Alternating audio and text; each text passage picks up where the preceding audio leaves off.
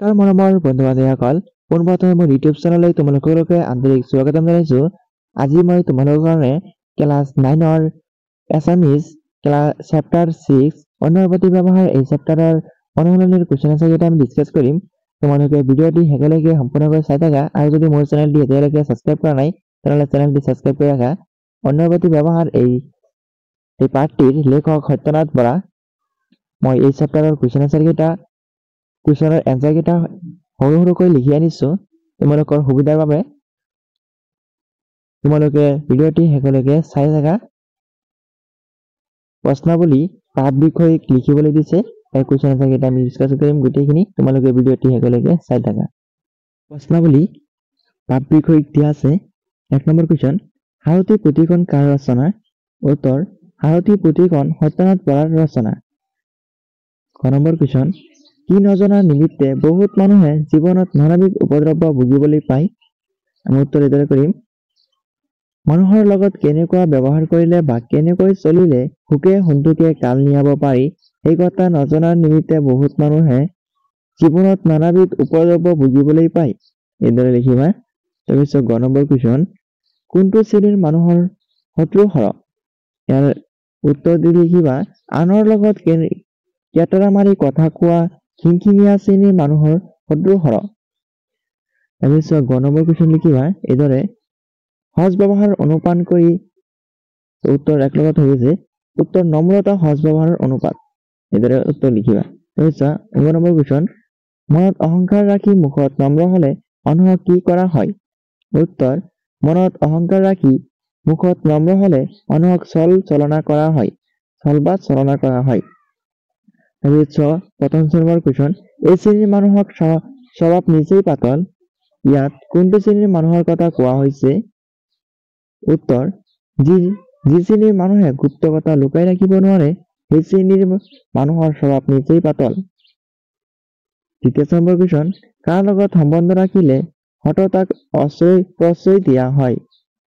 উত্তৰ, সতৰ লগত সম্বন্ধ ৰাখিলে সততাক প্ৰশ্ৰয় দিয়া হয়। উত্তৰ এইদৰে লিখিবা। তাৰপিছত এইবিলাক শৰ্ট কুৱেশ্যন হয়। বৰ্গাজ্য, বহল বাক্যৰ পুথিখন কাৰ ৰচনা? বহল বাক্যৰ সত্যনাথ বৰাৰ ৰচনা।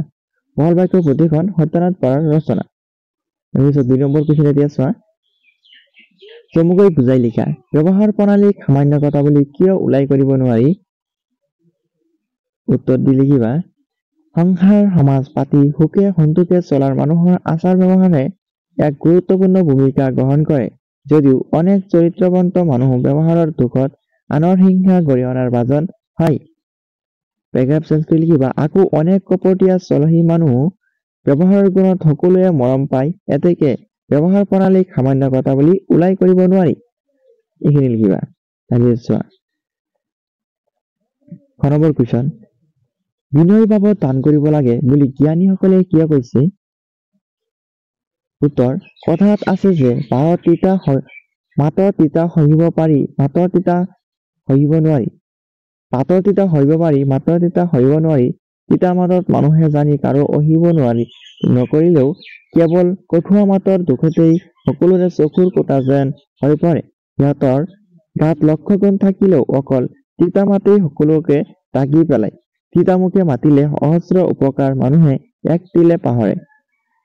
অৰ্বুদ দানৰ ফল নিমিষতে লয় হয়। নম্ৰভাৱে আৰু যুক্তিৰে কব জানিলে দুখৰ কথা কলেও মানুহ অসন্তুষ্ট নহয়।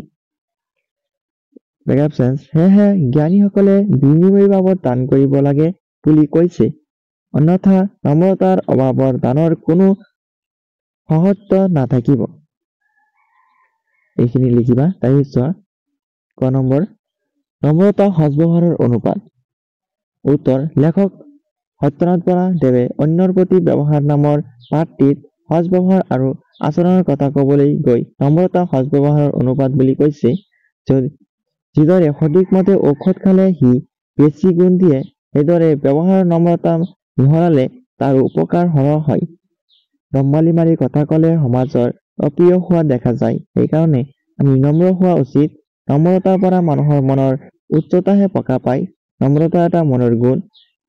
মিঠা মাত তাৰ ফল মনত নম্ৰতা ভাৱ থাকিলে মুখেৰে আপোনা আপুনি মিঠা মাত ওলায় মিঠা মাতেৰে সকলোৰে অন্তৰ জয় কৰিব পাৰি এইখিনি লিখিবা তাৰপিছত খ নম্বৰ কুৱেশ্যন সোণৰ জেউতি অমান্য কৰিলেও নকমে উত্তৰ সোণ এবিধ বহুমূলীয়া ধাতু এই সকলোকে আকৰ্ষিত কৰে সকলোৱে সোণৰ অলংকাৰ পিন্ধিবলৈ ইচ্ছা কৰে কিন্তু ইয়াৰ মূল্য অধিক হোৱাৰ বাবে সকলোৱে সোণ কিনিব নোৱাৰে তাৰ বাবে যদিও কোনোবাই সোণক অমান্য কৰিব খোজেও সোণৰ জেউতি কিন্তু কমি নাযায় ইয়াৰ দ্বাৰা লেখকে বুজাব বিচাৰিছে যে জ্ঞানী আৰু মানৱন্ত লোকৰ অমান্য কৰিলেও তেওঁলোকৰ মান নকমে কিছুমান এনে মানুহ আছে যিয়ে সমাজত সন্মান থকা ব্যক্তিক অসন্মান কৰিলে পুৰুষালি কৰা যেন পায় সেই দেখি চল পালে অসন্মান কৰিবলৈ নেৰে কিন্তু সিহঁতে